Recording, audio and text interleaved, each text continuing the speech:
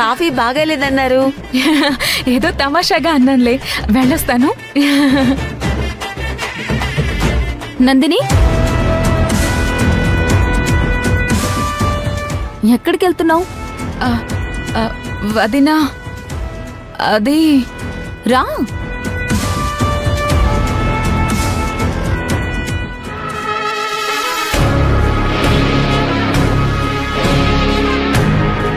అర్జున్, మా మ్యాటర్లో నువ్వు ఇన్వాల్వ్ అవ్వకు. మీ మధ్యలోకి ఎవరొచ్చారు? You carry on. నువ్విక్కడుంటే నందిని భయపడుతుంది. అరే, నేనేం చేశాను? కొట్టానా, తిట్టానా? నువ్వేం మాట్లాడుకో అర్జున్. సరే.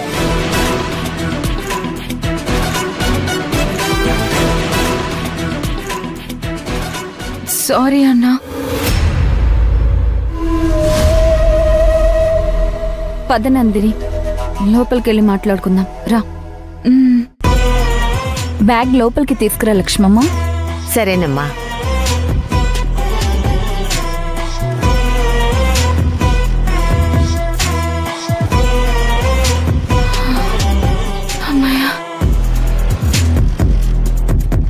రా నందిని.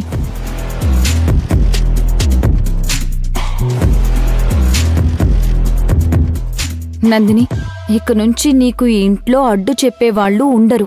ఫ్రీగా ఉండొచ్చు. అర్జున్కి నేను మొత్తం వివరించాను. నీ జోలికి రాడు. అక్కడ అర్జున్ అన్నయ్యని చూడగానే పై ప్రాణాలు పైనే పోయాయి. నువ్వు రియాక్ట్ అవ్వకు. You be cool. Thank you Chaitra. జాగ్రత్త. అందరి దృష్టిలో నేను శివగామిని, అది దృష్టిలో పెట్టుకో. నిన్న అర్జున్ ఇంట్లో నుంచి పంపించాడు. అప్పుడు ఆపలేకపోయాను. నా మీద కోపం వచ్చిందా? నీ మీదేం కోపం లేదు చైత్ర. నాకు పరిస్థితి అర్థమైంది. అది సరిదిద్దడానికే నేను మళ్ళీ తెలివిగా నిన్నిక్కడికి రప్పించాను. ఆ రావణ్ మీద చాలా కోపంగా ఉంది. నువ్వు నాకు ఆఫర్ చెప్పాక రావణ్ణి దెబ్బ కొట్టడానికి నువ్వు నేను చేతులు కలుపుదామన్నాక ఆ రావణ్కి సరైన బుద్ధి చెప్పాలి అనిపించింది. అందుకే వచ్చేశాను. ఆ రావణు వాడుకొని వదిలేసే టైప్. నీతో చేయించాల్సిన క్రిమినల్ పనులన్నీ చేయించుకొని అతనికి అవసరం లేదని అనిపించిన తర్వాత చెత్త కాగితంలా డస్ట్బిన్ లో పడేస్తాడు. అతని గురించి నువ్వు తెలుసుకోకుండా చాలా పనులు చేసి పెట్టావు.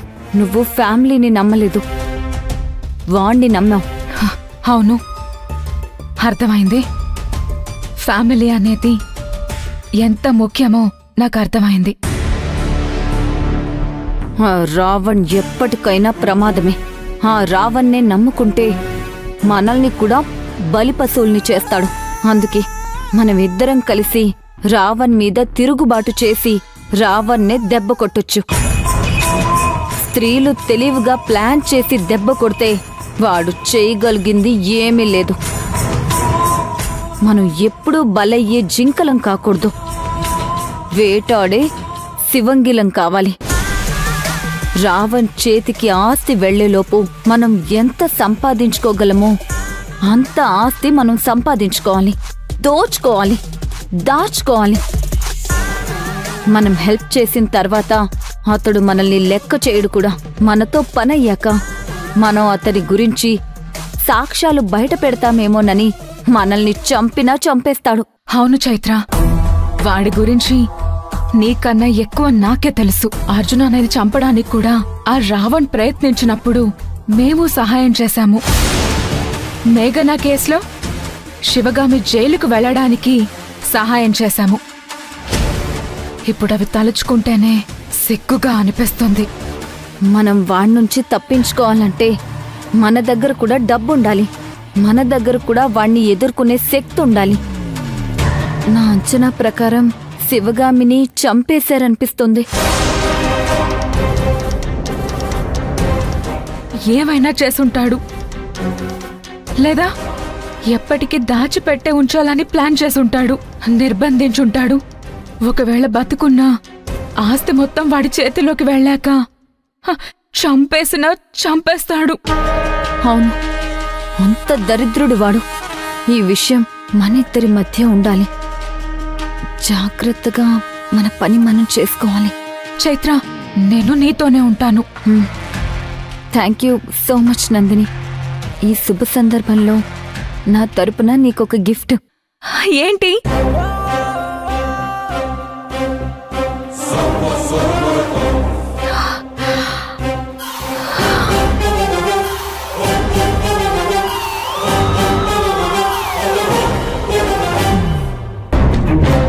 ఏంటివి చైత్ర? ఆ శివగామి నగలు.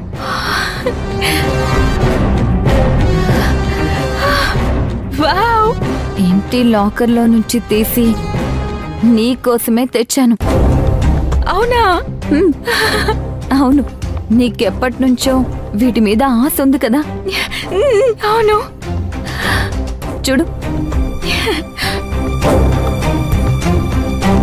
వావ్! కానీ ఒక్క షరతు. ఏంటి?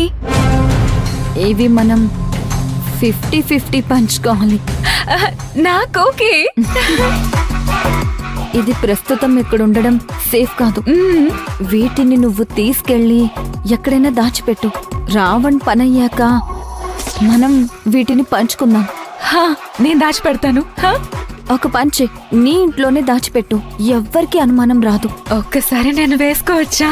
అలాగే. షో.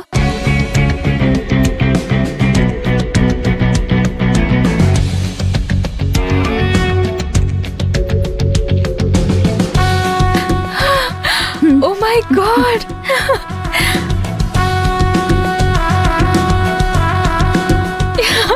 చూడు. వావ్! నందిని, ఎవరైనా చూస్తే ప్రమాదం. తర్వాత చూసుకుందాం. ఒక్క నిమిషంలో వస్తాను.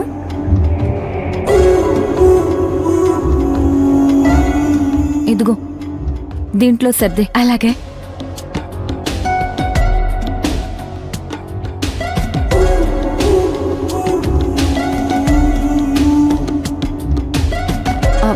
జాగ్రత్తగా వెళ్ళు.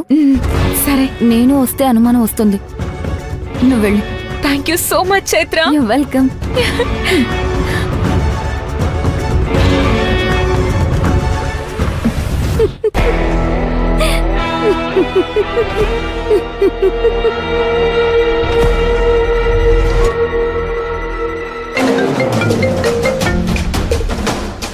హలో, మా ఇంటి నుంచి ఒక దొంగ నగలు తీసుకొని వెళ్తుంది.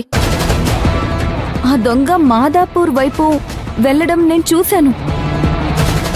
ఆ క్యాబ్లో వెళ్తుంది మేడం. ఆ డీటెయిల్స్ మీకు పంపిస్తాను. మీరు మాత్రం పట్టుకోండి.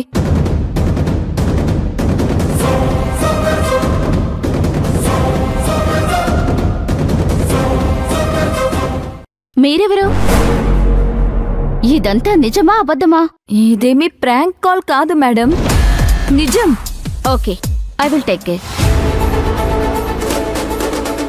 బండి తీయండి. బాయ్ గమ్మజా.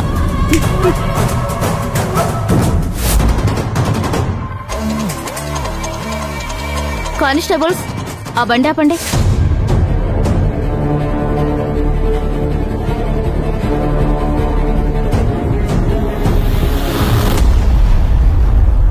మీ పేరు నందినినా? అవును. ఎందుకు ఆపారు? కొంచెం అర్జెంటుగా వెళ్ళాలి, పనుంది. మాకేమైనా పని పాట లేకుండా ఆపామా ఏంటి? మేం కూడా పని మీదే ఆపాం. కిందకి దిగండి. దిగండి, దిగండి.